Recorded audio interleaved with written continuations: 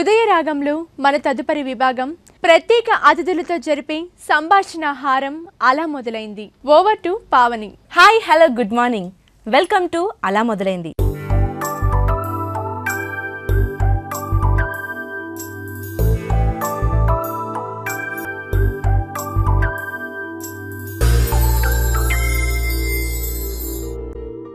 ప్రతి వ్యక్తి జీవితంలో ఒడిదుడుకులన్నవి చాలా సహజం. మరి వాటన్నింటినీ అధిగమించి వారు అనుకున్న లక్ష్యాన్ని సాధించినప్పుడే ఓ సక్సెస్ఫుల్ పర్సన్ అనిపించుకుంటారు.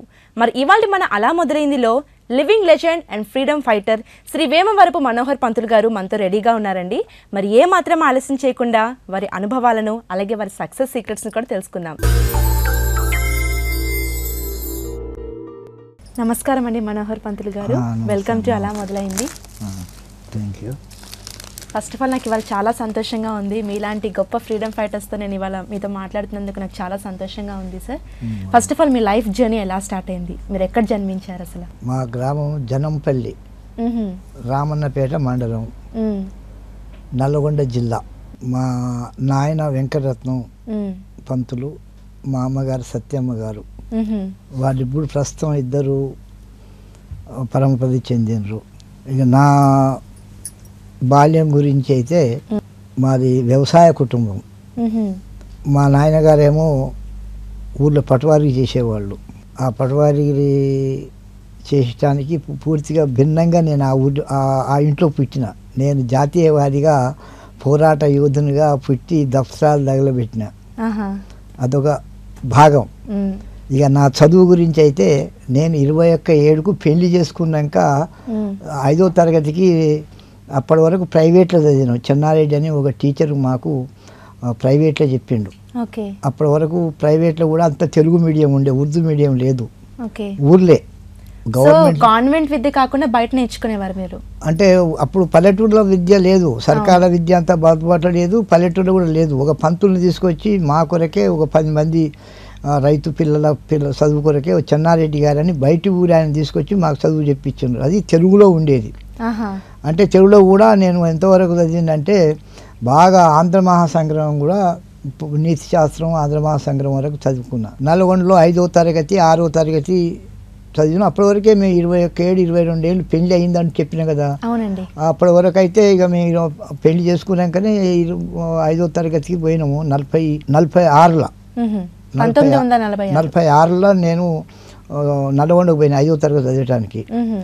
46లో పోతే 47లో ఈ స్వతంత్రం ప్రకటించిండ్రు కదా. అవును అవును. అప్పటి వరకే కొంచెము మేము భద్రదేవి గారి ఆధ్వర్యాన మేము ఆర్య సమాజ్లో చేరినాం. ఆర్య సమాజ్ సభ్యుడిగా అయినప్పుడు నేను అయిన తర్వాత ఈ స్వతంత్ర పోరాటము ఇదంతా మాకు అప్పటికే కొంచెము జ్ఞానోదయం కలిగింది. అయితే ఇక ఆ గాలి ఉండి 40 ఏళ్ళ స్వరాజ్యం రాగానే ఈ నాయకత్వం అన్ని పార్టీలు కలిసి ఇది కూడా ఇండియా యూనియన్గా కలుస్తలేరు, కలవాలి అని మేము ఒక ఉద్యమం తీసినాం. అప్పటివరకే నిజాం నవాబ్ ఇండియా యూనియన్ కలవనన్నాడు. కలవననే వరకల్లా మేము స్వతంత్రం జరుపుకోవడానికి జెండాలు పట్టుకొని ఊరేగింపు చేస్తున్నాం 15 ఆగస్టు నాడు. చేస్తుంటే మమ్మల్ని అరెస్ట్ చేసిండ్రు. అందులో అరెస్ట్ చేసిన దాంట్లో నేను కూడా ఉన్నా.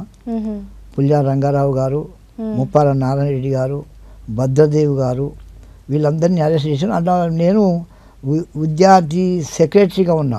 అప్పుడు ఆల్ హైదరాబాద్ స్టూడెంట్ యూనియన్ అనేది ఒకటి ఉన్నది. హైదరాబాద్ విముక్తి కొరకు ఆల్ హైదరాబాద్ స్టూడెంట్ యూనియన్ ఉంటే అందులో నేను జిల్లాకు అప్పుడు సెక్రటరీగా ఉన్నా. ప్రెసిడెంట్గా బక్కారెడ్డి ఉన్నాడు, ఒక ఆయన, ఏపూర్ బక్కారెడ్డి అంట ఆయన. నేను సెక్రటరీగా ఉన్నా కనుక మాకు అప్పటి వరకే రాజకీయంగా ఆర్య సమాజీ బోధన అనుకోండి, రాజకీయంగా మాకు అవగాహన ఉంది. అంటే ఏజ్ కూడా ఉంది మాది, 21, 22 అయినాం కదా. అప్పటి వరకు అలా ఏజ్ కూడా ఉన్నది.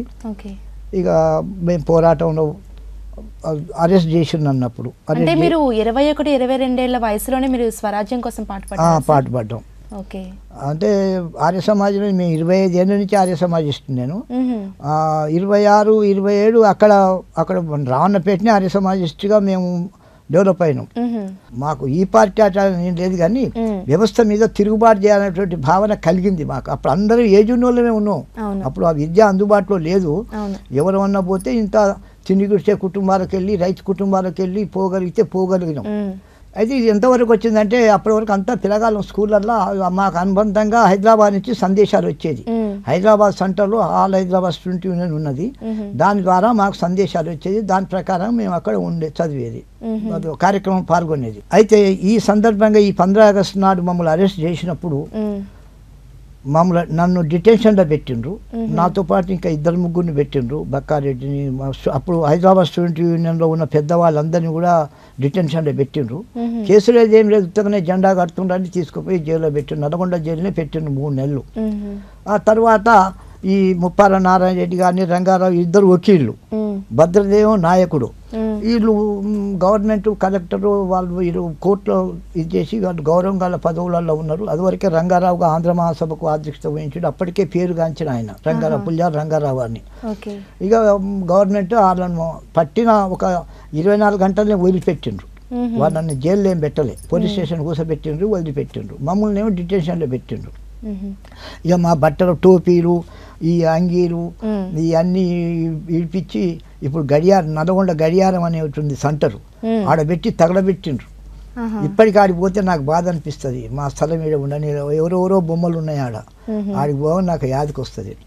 ఎందుకు చెప్తున్నంటే అప్పుడు మా మనసులు బాగా ఉద్రేకంగా ఉన్నాయి. బాగా ఈ వ్యవస్థ మీద, ఈ ముస్లిం రాజుల మీద బాగా తిరుగుబాటు ఉన్నది. Let's take a short break in అలా మొదలైంది.